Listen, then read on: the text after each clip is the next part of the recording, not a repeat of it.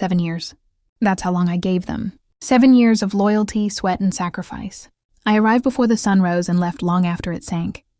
I stayed when others quit, worked when others slept, and believed, foolishly, that one day my dedication would be rewarded. But loyalty doesn't mean much when the people you serve mistake it for weakness. The morning I walked into that glass-walled office, I thought I was ready. I had rehearsed the words over and over, a calm request, logical, undeniable. I wasn't asking for a handout. I was asking for recognition, for respect, for the raise I had earned after 7 years of breaking myself for their company. The conference room was filled with faces I knew too well. My manager, Collins, sat at the head of the table, his suit crisp and his smile razor-sharp. To his right, his assistant typed lazily on a laptop, already smirking before I even spoke. 2 colleagues, people I had trained myself, sat whispering, their eyes flicking toward me with quiet amusement. Still, I held my ground. "I've been here 7 years, I began, my voice steady. "I believe I've proven my value. I'd like to discuss a raise." The silence that followed was not what I expected. No careful consideration, no polite hesitation, just silence, followed by Colin's slow, deliberate chuckle. "You?" he said finally, tilting his head back with a sneer. "Asking for a raise?" The words hung heavy in the air. Then came the laughter. First from him, then from his assistant, and finally from the others. Cruel, unrestrained laughter that rolled across the polished table like a wave of contempt. I forced myself not to move, not to flinch, but inside, each laugh felt like a nail driven deeper into my chest. 7 years and you think you're worth more? Collins leaned forward, resting his elbows on the table. His voice carried that condescending tone he had perfected, one that dripped with superiority. "You should be grateful we've even kept you this long. People like you, people who just exist in the background, are replaceable." Another laugh. Another smirk. Even the ones I had once mentored joined in, as though my humiliation was a spectacle they had been waiting for. For a moment I questioned myself. Had I misjudged everything? Was I really that worthless in their eyes? But then I remembered what was in my bag. The envelope, the papers, the signature that had already changed my life. They thought they were breaking me, but they had no idea I was already gone. I looked around the room, meeting each mocking gaze. My silence unnerved them. Colin's laughter faltered when I didn't break. For just a second, he shifted uncomfortably, as if he couldn't quite read me. That's when I smiled. Not a big smile, just a flicker, a shadow across my face. Enough to make him frown, enough to make the laughter die out, replaced by an uneasy silence. "Is that all?" I asked softly. My voice caught them off guard. They expected begging. They expected tears. Instead, they got calmness, a calmness they didn't understand. Collins narrowed his eyes. "Yes, that's all. Now get back to work." I stood up slowly, gathering my notebook, tucking the envelope deeper into my bag. Their eyes followed me, waiting for a reaction, a sign of defeat, but I gave them nothing. Nothing but silence and the faint echo of my footsteps as I walked to the door. When I reached the hallway, the laughter started again behind me, louder, harsher, as though they wanted to remind me of my place. But each laugh only fueled me. Each cruel word only hardened my resolve. Because soon, they would see. By the time the elevator doors closed, my hands were trembling, not from shame, but from the storm I had been holding back for too long. My pulse raced, not with fear, but with the thrill of knowing what was about to happen. In my bag was the new contract, a contract signed by their rival company, a contract with numbers that made Colin's measly salary look like pocket change, a contract that gave me not just more money, but power they had denied me, power they had mocked me for asking. The elevator hummed as it descended, and I stared at my reflection in the mirror-like walls. For the first time in years, I didn't see someone trapped. I saw someone free, and when they saw my new employment contract, their laughter would die in their throats, because I wasn't just leaving. I was taking something with me, and they wouldn't realize what it was, until it was already too late. The moment I stepped outside, the city air felt different, colder, sharper, like the world itself knew a shift had just begun. Their laughter was still ringing in my ears, but instead of cutting me down, it fueled something inside me I hadn't felt in years, fire. I walked past the glass walls of the building, and through the reflection, I caught sight of them still huddled together, their faces lit by smug grins. They thought the story was over. that they had put me back in my place, but they had no idea that what just happened was only the opening act. By the time I reached my car, I pulled the envelope from my bag and ran my fingers along its edges. Heavy paper, embossed letterhead, the kind of contract that spoke of power, not desperation. I had signed it just the night before, at a dinner meeting that Collins didn't even know had taken place. His rival had been watching me for months, quietly observing, collecting notes about my work ethic, my ideas, my results. They didn't just want me, they needed me. And when they offered me the kind of position Collins swore I could never achieve, I didn't hesitate. I tucked the contract back into the envelope and held it against my chest. It wasn't just a job offer, it was proof that I was worth more than their mockery. But leaving quietly wasn't enough. Not after what they did. For 7 years I had carried their burdens. I had fixed their mistakes, saved their projects, even sacrificed my health to make them look good. And they repaid me with humiliation. No, a clean exit wouldn't do. They needed to feel it. They needed to watch everything they built start to slip away. The next morning, I walked back into the office as if nothing had happened. Their laughter echoed faintly when they saw me, like vultures circling a wounded animal. But I kept my face expressionless, my steps calm, as though the previous day's humiliation hadn't left a mark. That only confused them more. Collins called me into his office mid-morning, clearly eager to twist the knife a little deeper.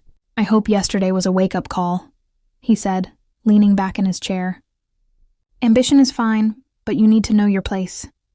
I nodded, not trusting myself to speak. My silence unsettled him, and for the briefest second, he glanced at me like he wasn't sure if I was plotting something. I was. When I returned to my desk, I opened my laptop and began what looked like routine work. But hidden in the spreadsheets and emails, I was tying up loose ends, transferring files, compiling evidence, preparing my final move. 7 years had given me access to everything, and I knew exactly which strings to pull to make the walls around Collins shake. At lunch, I didn't sit with anyone. The whispers followed me down the hall, but I ignored them. Instead, I sat alone in the cafeteria, sipping coffee slowly, imagining the moment I would slide the envelope across the table. The moment when their laughter would die. But timing was everything. If I played my hand too early, they'd dismiss it as luck. If I waited too long, they might sense the storm brewing beneath my silence. So I chose the perfect day. The day of the quarterly board meeting. The one where Collins would stand before investors, boasting about the company's stability, its growth, its flawless future. That was when I would reveal the truth. Days passed like whispers before a storm. Each morning I came in, did my work, kept my head low. They thought I was broken, ashamed, beaten into submission. And the more they believed it, the sharper my edge became. The night before the meeting, I couldn't sleep.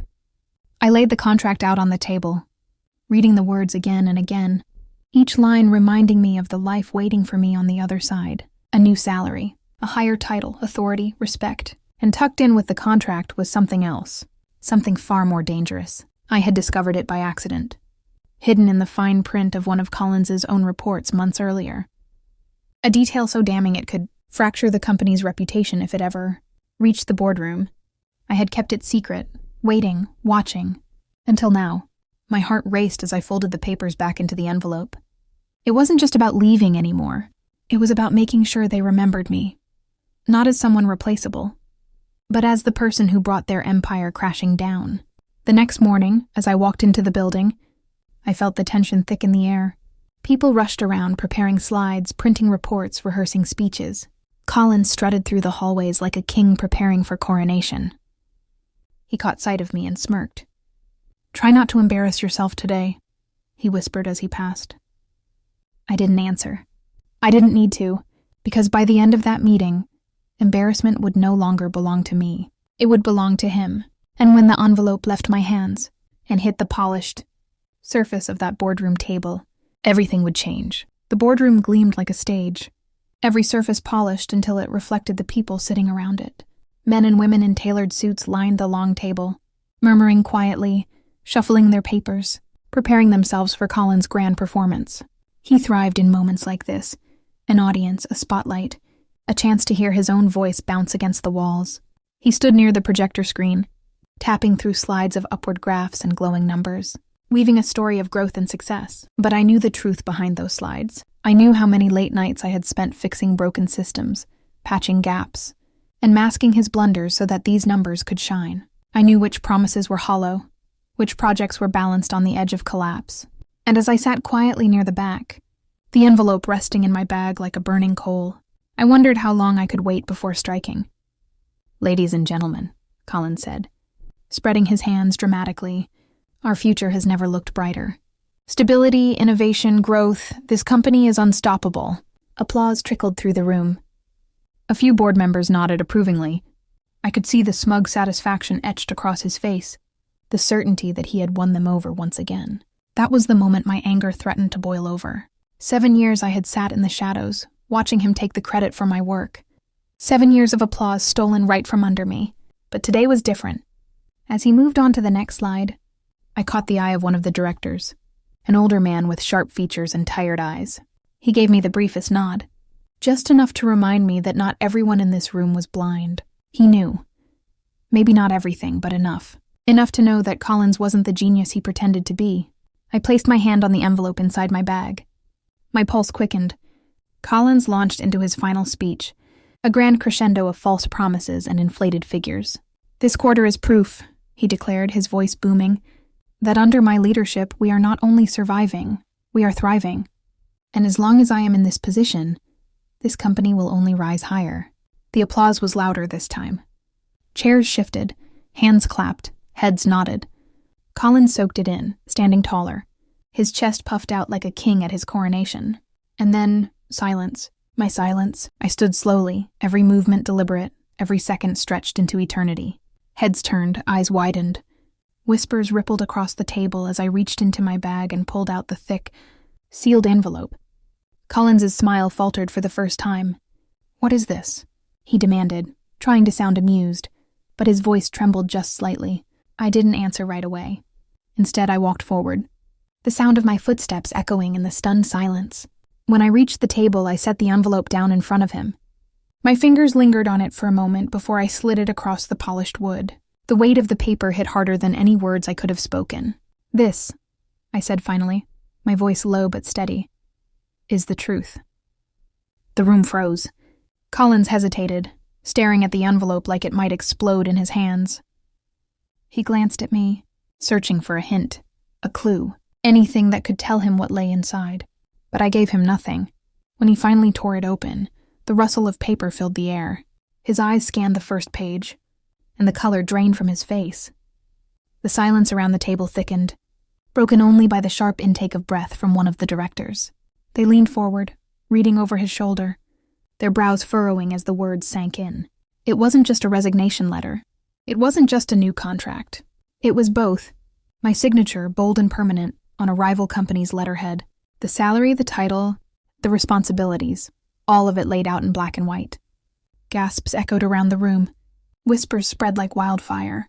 Collins' hands shook as he fumbled through the pages, his smirk gone, his arrogance stripped away. You can't be serious," he stammered, his voice cracking. "You think anyone here will care? You think you're—" But he stopped, because halfway through the stack of papers, he found the second set of documents, the ones I had tucked behind the contract, the ones that detailed his falsified numbers, the missing funds, the fabricated reports he had fed this very board for years. Every eye in the room turned to him, and I didn't have to say a word.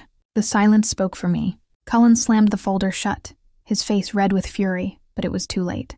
The seed of doubt had been planted, and the board was already shifting in their seats, their expressions darkening, their trust evaporating like smoke.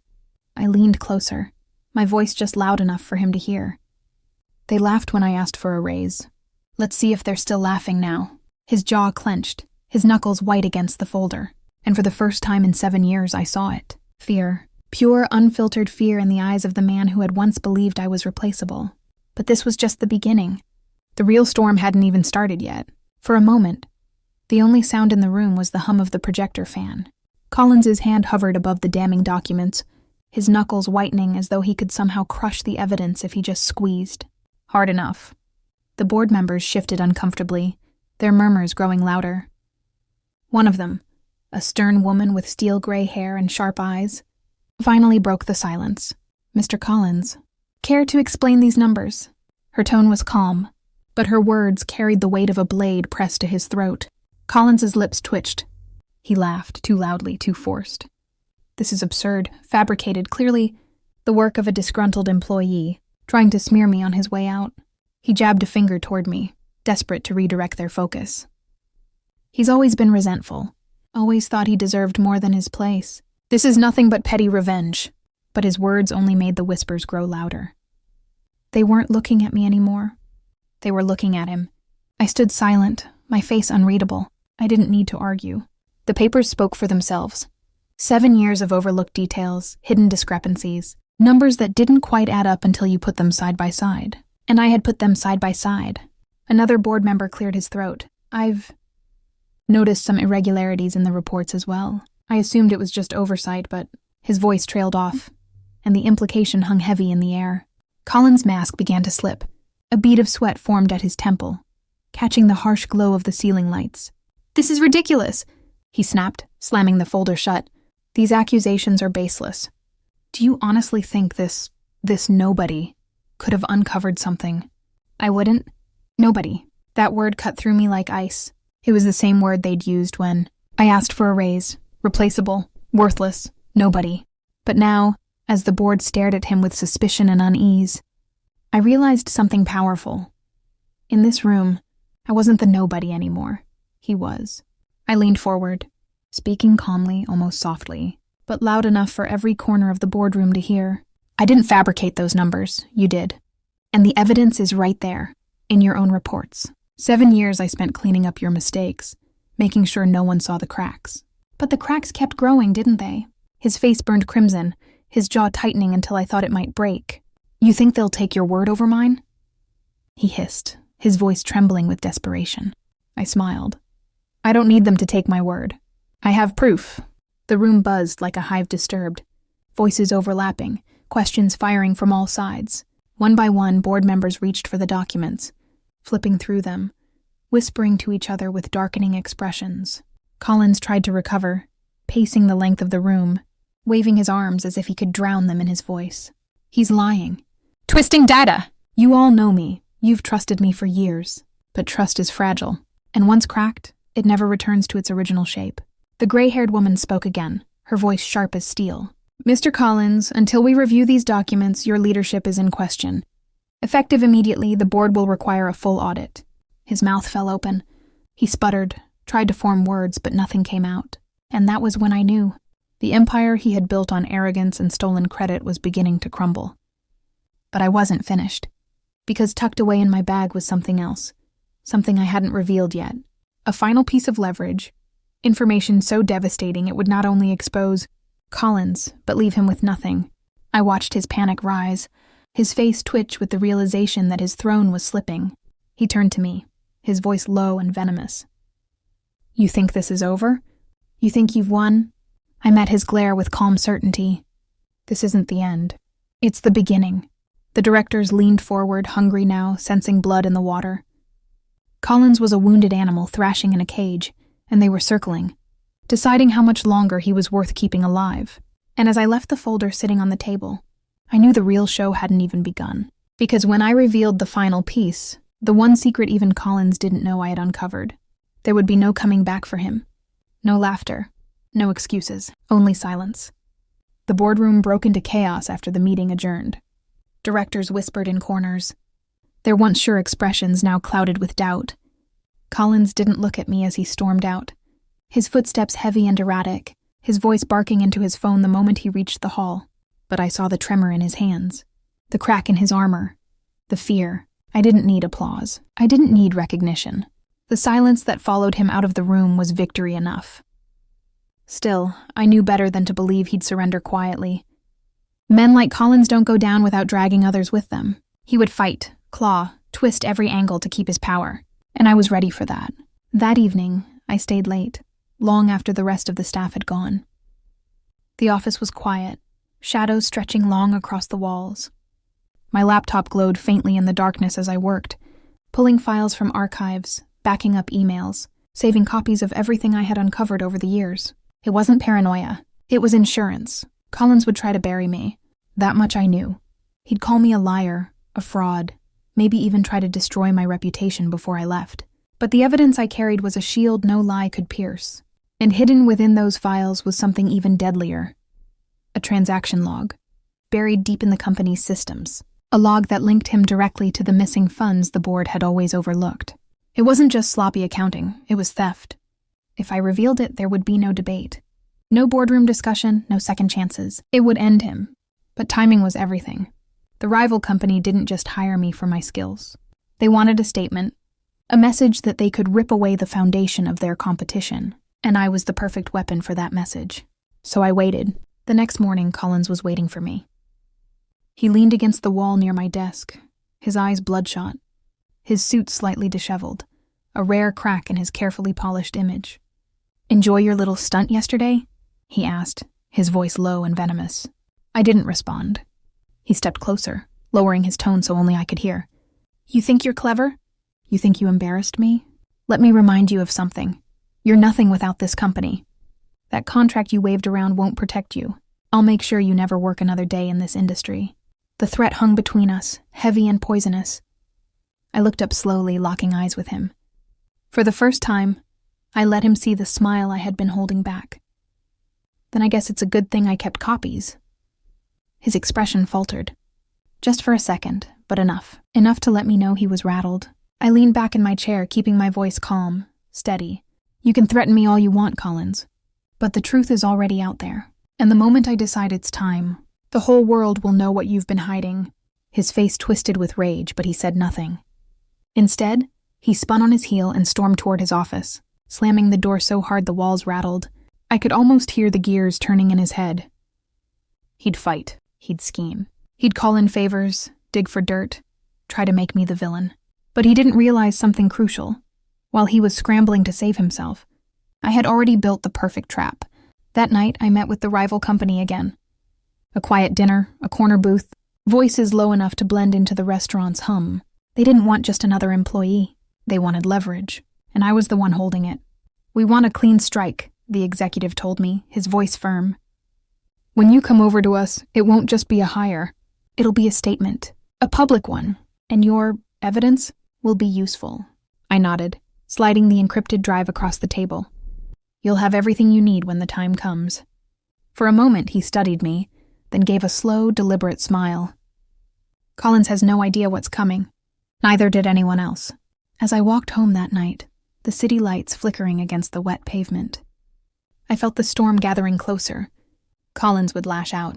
The board would scramble. The company would fracture. And when the final piece of evidence dropped, when the truth spread beyond those polished walls, the man who laughed at me for asking for a raise would finally understand. He wasn't losing to a rival. He was losing to me. And this was only the beginning of his fall. The following days were a blur of whispers and tension. Collins hadn't been officially removed, but his grip was slipping. Every meeting ended with questions he couldn't answer. Every email was scrutinized. Every number doubted. But he wasn't giving up quietly. One morning I walked into the office to find a memo circulating with my name on it. A subtle smear campaign. Claims that I had mishandled projects. Missed deadlines, cost the company money. Lies dressed as concerns. He thought he could poison the board against me, make me look unreliable before I walked out. I almost laughed. He was fighting shadows while I was holding the blade. That evening, as the office emptied, I stayed behind again. My laptop hummed quietly as I prepared the final file, the one with the transaction log, the missing funds, the proof of theft that would end his career in an instant. I encrypted it, copied it twice, and tucked the drive into my bag. When I looked up, I saw him watching me through the glass wall of his office. His face was pale, twisted with rage, his hand clenched around a whiskey glass. He thought I was just typing reports. He had no idea I was finishing his obituary. The board's audit was only days away. That was when the evidence would surface. That was when the contract, the rival company, and the missing funds would collide into a storm he couldn't escape. And Collins knew it. That's why he was desperate. That's why he was dangerous. As I shut down my laptop and slipped on my coat, I caught one last glimpse of him through the glass. His eyes burned with hatred, but beneath the anger was something else. Fear. He knew the walls were closing in. But what he didn't know was that the final blow, the one he could never recover from, wasn't even in my hands anymore. I had already passed it on. The fuse was lit, and Collins was standing at the center of the explosion. The boardroom was colder than usual that morning, as though the air itself carried a weight no one wanted to acknowledge. I walked in with my head high, my new contract folded neatly in my folder, the encrypted drive secured like a dagger waiting to be unsheathed. Collins was already there, his tie loosened, his skin pale. He looked like a man trying to stand tall in quicksand. The directors filed in one by one, murmuring among themselves. A few glanced at me longer than necessary, as though they already suspected where this was going. Collins started the meeting with false confidence, his voice booming too loud, too sharp. He talked about numbers, projections, growth. He painted the company as thriving under his leadership, and for a moment you might almost believe him. Almost. But then came the questions. "Mr. Collins," one of the board members interrupted, tapping a report with a polished finger. "There seems to be a gap here." A rather large one. Collins laughed it off. "Accounting discrepancies. Easily explained. We're in the process of reconciling those numbers." But his voice cracked. His eyes flicked toward me, just for a fraction of a second. And in that fraction, the power shifted. The chairman cleared his throat. "Perhaps our colleague here," he gestured at me, "might shed some light. After all, you've been closer to these projects, haven't you?" The room turned toward me. My heart thudded once, hard, but my expression didn't betray it. I leaned forward, placed the folder on the table, and spoke with calm precision. "I have," I said, "and I can confirm there is no discrepancy. What we have here is deliberate manipulation of funds." Gasps, chairs shifted. Collins barked out a laugh that didn't sound like laughter at all. "Ridiculous. Lies from an ungrateful employee desperate for attention. 7 years of mediocrity and suddenly you're the expert?" I slid the drive across the table. The chairman picked it up, plugged it into the laptop connected to the projector. Numbers appeared on the screen, clean, undeniable, time-stamped. Every dollar that had gone missing, every signature Collins had authorized, every shell account he thought was invisible. The room was silent, but the silence was loud. Collins' face drained of color. He stood, hands slamming on the table. This is fabricated. You can't trust this." His voice broke, desperation bleeding into every word. I stayed seated, calm, cold. "That's the beauty of it, sir. You don't need to trust me. The system logs verify it themselves." The chairman leaned back, eyes narrowing. "Mr. Collins, care to explain why company funds ended up in your personal holding accounts?" The room was suffocating. Collins' mouth opened, but no words came out. His eyes darted around, searching for an escape, but there wasn't one. He looked smaller now, diminished. I could have stopped there. I could have let the numbers speak for themselves. But I wasn't finished. I pulled out one more piece of paper, my new employment contract. I slid it next to the glowing evidence on the table. "And while you've been busy pocketing money, others have noticed my work.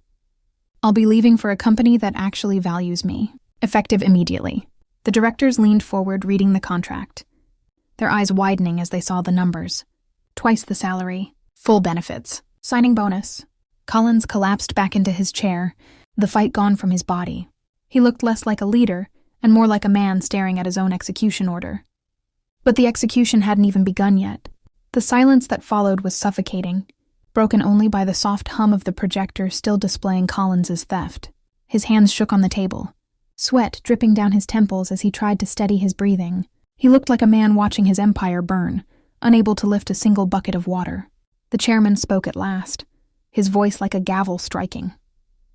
"Mr. Collins, you've not only betrayed this company, you've betrayed every person in this room. Effective immediately, you are suspended pending a full investigation." The word struck harder than any punch. Collins stumbled to his feet, knocking over his chair. His mouth opened, a desperate protest trembling on his lips. But no one was listening anymore. The directors' faces were stone, their eyes cold. I didn't move. I just watched as the weight of his own greed crushed him. For years he had sneered, mocked, and dismissed me as if I were nothing.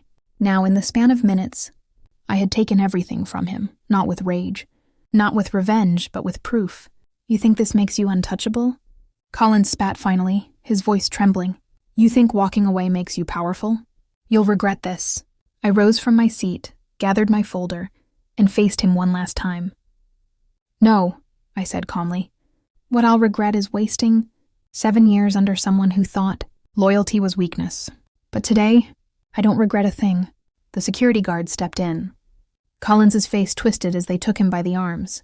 His once commanding presence reduced to nothing but a man being escorted out of his own kingdom. His eyes locked onto mine, fury blazing, but beneath it was something else. Defeat. When the doors closed behind him, the board turned their attention back to me.